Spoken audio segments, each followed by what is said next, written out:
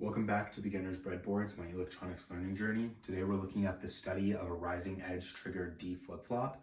So the IC we're using today for our project is this SN74HC74N. This IC has two D-type flip-flops. It also has a clear bar and a preset bar pins, and I'll talk about the functionality for that later. So for how a flip-flop works and how it's built is it's essentially two latches, one after another.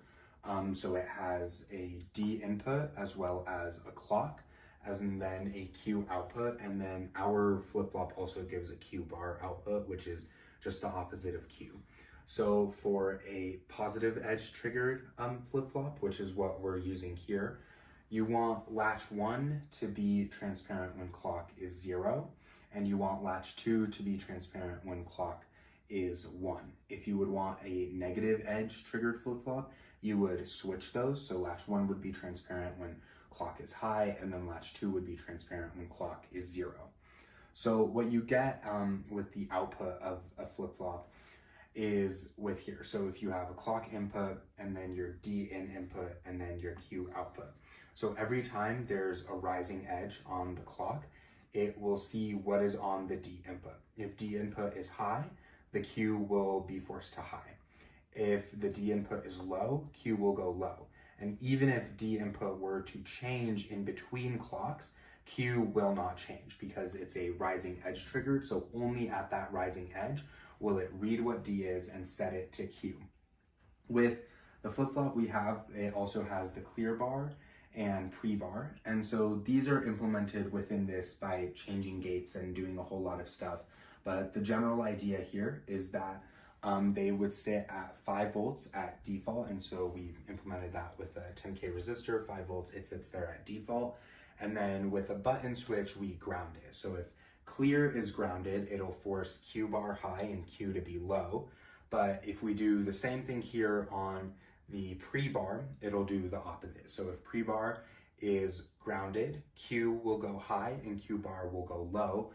And then after that, whatever the D input and clock input are will take over. So this is the IC we're using. This IC has 2 flip-flops in it. So we're only using the first side. So there's a flip-flop on each side. We're only using one side as we're only using one. So this is everything built onto the circuit. We have our switch here, which can go from 5 volts or 0. And this is our D input, so that goes to the D input of the IC. This yellow button here is used for clear bar or preset bar. So when you press it, and we can change whether it's clear or preset with these 2 wires. So if you press that, it'll do either of those functionalities. And then this green button here is for the clock, which sends the rising edge. Now the 2 LEDs represented here, the red LED is for Q bar, and then the green LED is for Q, so whether that's high or low. And we're powering all of this with just a 5 volt power supply. So we can start, if you were to, this is set at clear, so clear obviously sets Q to 0, but our D input right now is high, so if I send a clock, it'll move to high because D input was high, and then it saw when the clock signal was there, Q then went to high. But if D input were to be low and I send another clock, Q will go low and Q bar will be high.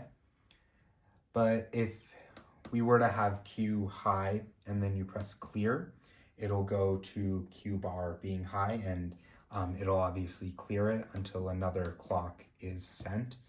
Then however that changes, and then you could just clear it again. If we were going to change this to the preset, we can change where this is being sent to. So we just change them around. We put our button then to the preset, and then we would put the clear, just send that straight to 5 volts or high. And now if you press this button, it'll preset it to Q being high, and then whatever clock you send, right now our D input is also high, but if D input were to be low, whatever clock you send, it'll change, and then it can preset back to this standard, which is Q being high.